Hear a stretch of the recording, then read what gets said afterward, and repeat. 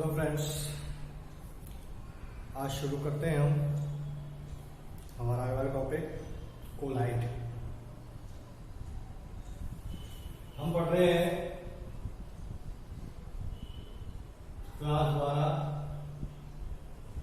Chemistry का lesson number 5। Collide के बारे में जिस वैज्ञानिक ने हमें बताया था उसका नाम है थॉमस ग्राहम। थॉमस ग्राहम ने एक बहुत सिंपल सी बात हमें बताई। उन्होंने कुछ पदार्थ लिए, कुछ सामान्य भाषा में अगर हम समझे तो कुछ गाढ़े पदार्थ लिए और कुछ पतले पदार्थ लिए, यानी कि ऐसे पदार्थ लिए जिनका गाढ़ा विलयन बनता है और कुछ ऐसे पदार्थ लिए जिनका पतला विलयन बनता है। तो देखिए उन्होंने क्या किया, उन्होंने ली एक जांतव झिल्ली। जांतव झिल्ली, जांतव मीन्स जंतु, जंतु से जो प्राप्त झिल्ली है जांतव झिल्ली उन्होंने ली और जांतव झिल्ली से उन्होंने दो प्रकार के पदार्थों को गुजारा। एक जैसे उन्होंने स्टार्च, गोल इनका विलयन लिया, दूसरे में उन्होंने शर्करा,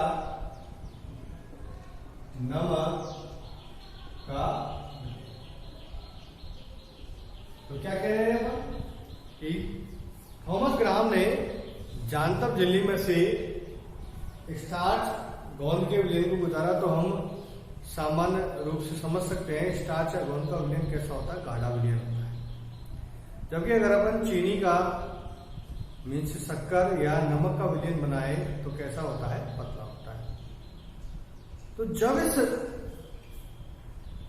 दोनों प्रकार के विलयन को इस जांतव झिल्ली से निकाला तो उन्होंने देखा कि स्टार्च या गोंद का विलयन इस जांतव झिल्ली से पार नहीं होता है, जबकि शर्करा या नमक का विलयन इस जांतव झिल्ली से पार हो जाता है, अर्थात विस्तृत हो जाता है। तो इस आधार पर थॉमस ग्राहम ने इनको दो भागों में बांटा, एक कोलोइड और एक होता है क्रिस्टेलॉइड, क्रिस्टलाभ जिसे अपन हिंदी में कहते हैं। यहां जो कोलोइड है वो लैटिन भाषा का शब्द है कोला, KOLLA, KOLLA कोला। और कोला जो होता है उसका शब्द होता है गूंद या अपनी भाषा में गोंद, या अपन उसको सिंपल से कहें तो गाढ़ा, क्योंकि हम जानते हैं गम या गोंद कैसी होती है, गाढ़ी होती है। तो जो पदार्थ जांतव झिल्ली में से विस्तृत नहीं होते हैं उन्हें नाम दिया गया कोलोइड।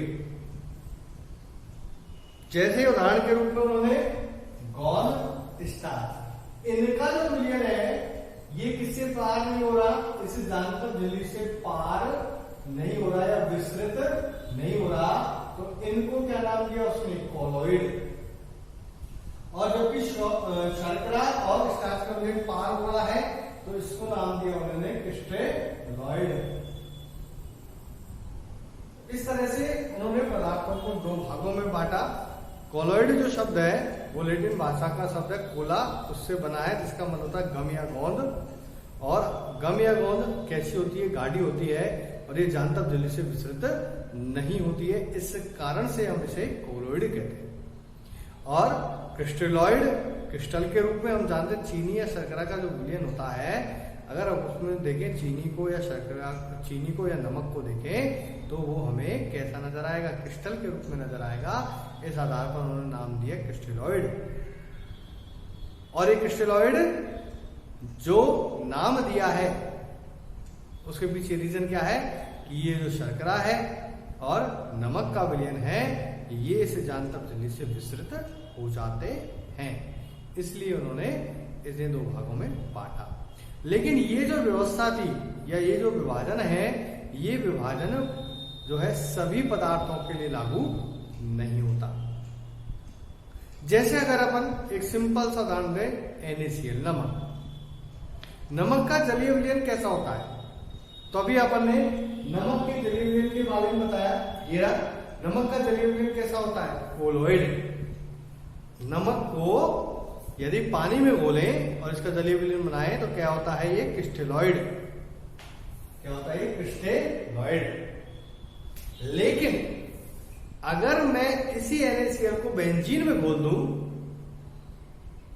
मैंने विलायक चेंज कर दिया। क्या कर दिया? अब बेंजीन। तो यदि मैं इसको बेंजीन में घोल दूं तो अब ये बन जाएगा कोलोइड। तो कहने का मतलब कि एक ही पदार्थ है जो जलीय विलयन में तो क्रिस्टल की तरह कार्य करता है, क्रिस्टलॉइड की तरह कार्य कर रहा है, और ये अगर अपन बेंजीन में ले लें तो किसकी तरह कार्य कर रहा है? ये कोलोइड की तरह कार्य कर रहा है।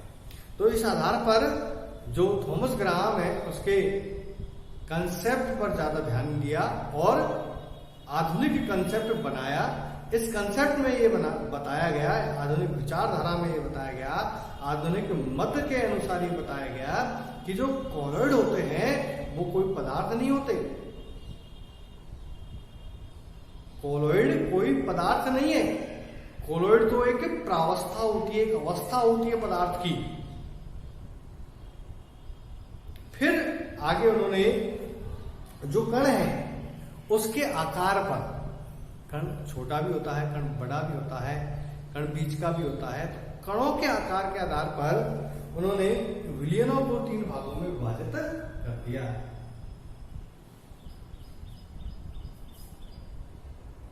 दोबारा मैं आपको एक बार क्लियर कर देता हूं। मैं आपसे कह रहा हूं कि थॉमस ग्राहम ने जो बताया उसको हमने एक एग्जाम्पल लिया, किसका? नमक के विलयन का।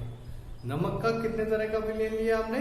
2 तरह का। एक लिया जलीय विलयन और एक लिया हमने बेंजीन में उसका विलयन। तो जब अपन ने जलीय विलयन लिया तो हमने देखा कि नमक का जलीय विलयन कैसा होता है? क्रिस्टेलॉइड होता है, पदार्थ तो वही है। लेकिन अगर अपन उस जलीय विलयन की जगह बेंजीन में उस नमक को घोल दें तो अब वो कैसा बन जाएगा? कोलोइड बन जाएगा। इसका मतलब कोलोइड कोई पदार्थ नहीं है। कोलोइड तो क्या हुई? एक अवस्था हुई जो हमें कैसे प्राप्त होती है? जब अपन एक पदार्थ को दूसरे पदार्थ में विसरित कर देते हैं। तो विसरित करने के बाद जो प्रावस्था प्राप्त होती है वही है क्रिस्टलॉइड और वही है कोलोइड। फिर आगे हम जो समझ रहे हैं वो हम समझ रहे हैं कण का आकार। कि जैसे मान लीजिए कण हमने छोटा लिया, कण हमने बड़ा लिया, कण हमने बीच का लिया, और उस कण मीन्स पदार्थ को हमने विलायक में डाला। विलायक में डालने पर हमने क्या बनाया? विलयन। तो कण के आधार पर विलयन कितने प्रकार का होता है? कण के आकार के आधार पर विलयन 3 प्रकार का होता है। पहला जिसे कहते हैं वास्तविक विलयन। वास्तव में वो विलयन का कार्य करता है। मीन्स विलयन हम खूब अच्छी तरह जानते हैं, बचपन से पढ़ते आ रहे हैं। विलयन क्या होता है? विलेय प्लस विलायक का मिश्रण विलयन कहलाता है। तो विलेय खूब अच्छी तरह जानते हैं हम कि विलेय क्या होता है? कि विलयन में वह पदार्थ जिसकी मात्रा कम होती है उसे विलेय कहते हैं, और जिसकी मात्रा अधिक होती है उसे विलायक कहते हैं। तो हमने पहले बात कर रहे हैं कण के आकार के आधार पर, किसकी? इसी विलयन की बात करेंगे। ये विलयन कितने प्रकार का है? हमने बताया 3 प्रकार का। पहला वास्तविक विलयन, यानी कि किसी भी विलयन को विलयन अगर यदि कहना है तो उसकी क्या शर्त होती है? उसकी छोटी सी शर्त है, छोटी सी बात है कि उसमें उपस्थित जो विलेय और विलायक है दोनों समांगी मिश्रण के रूप में, यानी दोनों की जो प्रावस्थाएं होती हैं वो समान होती हैं और दोनों एक दूसरे में पूर्ण रूप से घुल जाते हैं। घुलने के बाद आप बाहर से देखकर कभी भी महसूस नहीं कर सकते, पता नहीं लगा सकते कि इसमें कोई भी अन्य पदार्थ मिला हुआ है। मीन्स जैसे पानी में अपन ने चीनी को डाला, डालने के बाद चीनी को अपन ने उसमें घोला, तो जब चीनी घुल जाएगी तो आप कभी भी उसको देखकर ये अनुमान नहीं लगा सकते कि इसमें चीनी घुली हुई है। तो ये कहलाता है वास्तविक विलयन। लेकिन अब हम बात करें किसकी? निलंबन की। तो निलंबन होता है विषमांगी मिश्रण। इसमें विलेय और विलायक दोनों की जो प्रावस्थाएं होती हैं वो अलग अलग होती है और दोनों एक दूसरे में पूर्ण रूप से मिले हुए नहीं होते, मिश्रित नहीं होते या घुलते नहीं है। जैसे एक सिंपल सा उदाहरण, आपने पानी लिया और पानी में आपने चौक के कण डाल दिया और उसको खूब घोला, घोलते गए घुल गया। लेकिन कुछ देर बाद उसको स्थिर रख के आप देखेंगे तो आप देखेंगे कि जिस पात्र में आपने पानी और चौक का विलयन लिया है उसमें चौक नीचे की तरफ बैठी हुई है और हमें आंखों से दिखाई दे रही है। तो ये कहलाता है विषमांगी मिश्रण, जिसे निलंबन भी कहते हैं। तीसरा कोलोइड। कोलोइड दिखने में जब हम देखेंगे उसको बाहरी तौर पर तो हमें कैसा नजर आएगा? समांगी मिश्रण ही नजर आएगा। लेकिन वास्तव में हम बात करें वास्तविक रूप से किस प्रकार का विलयन होता है, ये विषमांगी ही होता है। कि कैसे होता है ये देखिए, जैसे एक दूध का उदाहरण है। आप दूध सबने देखा हुआ है, दूध को सब पीते हैं। तो अगर अपन दूध को बाहर से देखें तो क्या हम दूध को देखकर ये पता लगा सकते हैं कि इस दूध में कुछ पदार्थ मिले हुए हैं? जब हम दूध को देखेंगे तो हम ये कहेंगे दूध में कोई पदार्थ नहीं मिला, दूध बिल्कुल जो है प्योर है, इसमें कुछ भी पदार्थ का मिश्रण नहीं है। तो वो कैसा हो गया? समांगी दिखने में। लेकिन अब आप उस दूध को घर लेके आओ, बाल्टी में आधे घंटे के लिए बिल्कुल स्थिर रख दो और फिर उस दूध को बहुत धीरे से दूसरे पात्र में उड़ेलो। उड़ेलने के बाद जो पात्र जिसमें दूध पहले रखा हुआ था उसकी तली या तले या तल को आप छूकर देखिए तो आपको उसमें चिकनाई नजर आएगी। तो चिकनाई नजर आएगी। चिकनाई कहां से आई? हमने थोड़ी डाली है चिकनाई। इसका मतलब दूध में ऑलरेडी पहले से ही ये चिकनाई उपस्थित है। अब दूध में ये चिकनाई उपस्थित है, इस कारण से कैसा नजर आ रहा है अपन को? दूध का जो पात्र का जो तल है वो हमें चिकना नजर आ रहा है। तो इसका मतलब जब हमने महसूस किया, देखा उसको, तो हमें कैसा नजर आया कि दूध में कुछ अन्य प्रकार के पदार्थ मिले हुए हैं जो उसमें हमें दिखाई दे सकते हैं या महसूस किए जा सकते हैं। लेकिन दिखाई जो देंगे वो हमें आंखों से दिखाई नहीं देंगे, वो हमें किससे दिखाई देंगे? सूक्ष्मदर्शी की सहायता से। तो ये होता है आपका कोलोइड। और चलते आगे कि वास्तविक विलयन में पहले बताया मैंने आपको कैसा मिश्रण होता है? समांगी मिश्रण होता है जिसमें विलेय और विलायक दोनों समान रूप से एक दूसरे में घुले हुए होते हैं। दूसरा सबसे इंपोर्टेंट परीक्षाओं में प्रश्न पूछा जाता है, वास्तविक विलयन का व्यास कितना होता है? वास्तविक विलयन के कणों का जो व्यास होता है वो होता है 10⁻⁷ सेंटीमीटर से भी कम। इसी तरह पर इसकी बात करें निलंबन की, तो उनके कणों का जो व्यास होता है वो कितना होता है? 10⁻⁴ सेंटीमीटर से ज्यादा होता है। तो एक का होता है 10⁻⁷ सेंटीमीटर से कम, दूसरे का निलंबन का होता है 10⁻⁴ सेंटीमीटर से ज्यादा। और कोलोइड जो होता है उनके कणों का जो व्यास होता है वो 10⁻⁷ सेंटीमीटर से तो ज्यादा होता है, 10⁻⁵ सेंटीमीटर से ये कम होता है। 10 की घात -7 सेंटीमीटर से तो ज्यादा होता है और 10 की घात -5 सेंटीमीटर से कम होता है। इसको वास्तविक विलयन को आप सूक्ष्मदर्शी से नहीं देख सकते, लेकिन निलंबन को आप अपनी आंखों से ही देख सकते हैं, और कोलाइडी विलयन को आप आंखों से तो नहीं देख सकते, लेकिन आप सूक्ष्मदर्शी की सहायता से इनके कणों को आसानी से देख सकते हैं। हमारा जो टॉपिक है वो कोलाइड है। कोलाइड में हम आगे चलते हैं इसकी प्रावस्था। आपको पता है कि हमने आपको बताया कि कोलाइड क्या है, एक प्रावस्था है, और प्रावस्था है तो ये प्रावस्था किन किन अन्य प्रावस्थाओं से या अन्य पदार्थों से मिलकर बनी है। तो जैसे विलयन की हम बात कर रहे हैं, तो विलयन में अपन क्या कहते हैं, विलय प्लस विलायक। तो यहां पर विलय और विलायक का नाम थोड़ा सा क्या हो चुका है, चेंज हो चुका है। तो देखिए सबसे पहले अपन बात करते हैं इसमें कौन सी अवस्था थी, परिक्षिप्त प्रावस्था। परिक्षिप्त प्रावस्था, इसको अपन क्या कहते हैं, वितरित या आंतरिक प्रावस्था भी कहते हैं। वितरित घुली हुई या आंतरिक प्रावस्था भी कहते हैं। और विलयन में, और सिंपल तरीके से अपन समझे कि विलयन में या कोलाइड में, अपन कोलाइड में कहते हैं इसको, तो विलयन या कोलाइड में इसकी मात्रा कैसी होती है, कम होती है। ये ध्यान, जब भी परीक्षित प्रावस्था आती है तो परीक्षित प्रावस्था का दूसरा नाम क्या है, वितरित या आंतरिक प्रावस्था। और कोलाइड में इसकी मात्रा कम होती है।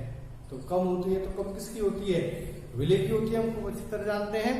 तो इसको अपन विलय की तरह समझ सकते हैं कि परीक्षित प्रावस्था जब भी आएगी तो हम कहेंगे ये क्या है, विलय है।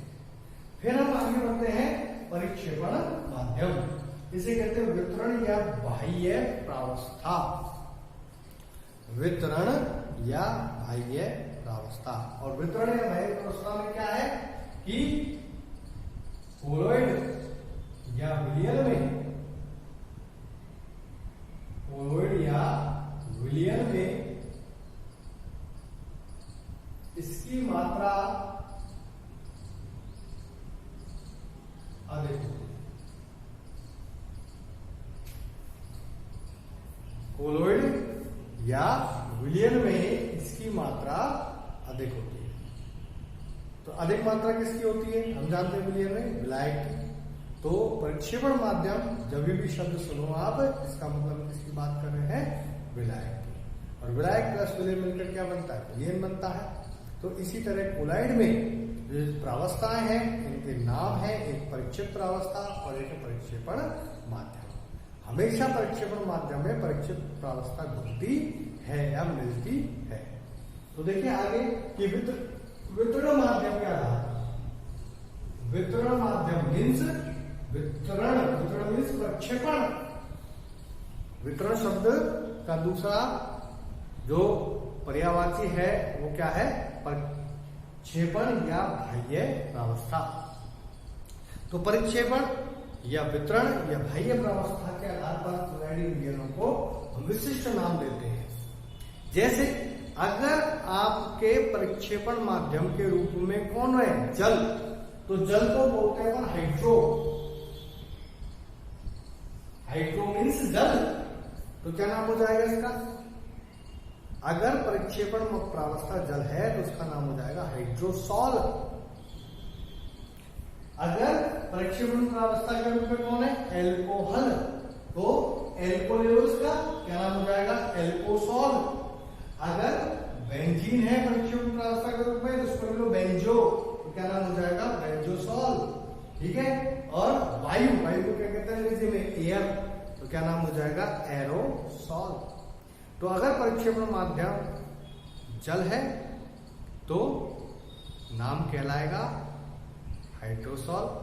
यदि एल्कोहल है तो एल्कोसॉल। बेंजीन है परिक्षेपण माध्यम तो कहलाएगा बेंजोसॉल। और यदि परिक्षेपण माध्यम वायु या गैस है तो वो कहलाएगा एरोसॉल। उसके बाद अपन पढ़ते हैं कि कोलाइडी तंत्र के प्रकार। किसके आधार पर? प्रक्षेपण माध्यम और परिक्षिप्त प्रावस्था के आधार पर हम कोलॉइड तंत्र कितने प्रकार के होते हैं, क्या क्या नाम होते हैं और कहाँ कहाँ अपन को देखने को ये मिलते हैं। मार्केट में भी देखने को मिलते हैं, घरों में भी देखने को मिलते हैं कोलॉइड। तो इसको एक बार अपन देख लेते हैं, समझ लेते हैं। सबसे पहले मैंने यहाँ लिखा है परिक्षिप्त प्रावस्था। मीन्स विलय के रूप में कम मात्रा में कौन होंगे? ये पदार्थ। प्रक्षेपण माध्यम अधिक मात्रा में कौन होंगे? ये पदार्थ। इसको जब इसमें मिलाएंगे तो क्या बन जाएगा? कोलॉइड। इस कोलॉइड का विशेष नाम है जो मैंने यहाँ पर लिख रखा है।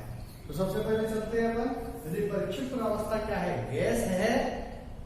परिक्षिप्त प्रावस्था क्या है? गैस है। और प्रक्षेपण माध्यम क्या है? द्रव है। तो क्या नाम हो जाएगा इसका? झाग या फोम। झाग या फोम नाम से स्पष्ट है कि अगर प्रक्षेपण माध्यम द्रव में परिक्षिप्त प्रावस्था क्या उपस्थित हो, गैस उपस्थित हो, तो किसका निर्माण होता है? झाग का या फोम का निर्माण होता है। झाग और फोम क्या है? कोलॉइड है।